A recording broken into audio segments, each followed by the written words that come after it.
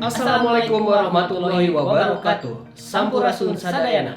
Berjumpa kembali dengan saya Dana Subagja Diningrat dan rekan saya Sugiri Hadinata Wiratmaja Kusuma. Inilah Headline News.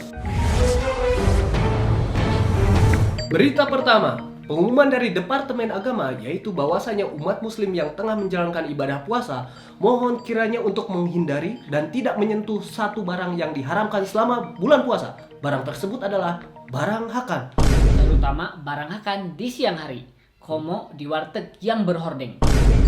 Kita beralih ke berita selanjutnya. Iri dengan temannya yang mengendarai kijang ke sekolahnya, seorang anak laki-laki bernama Enjang Rohiman di Garut, Jawa Barat nekat mengendarai seekor bagong ke sekolahnya.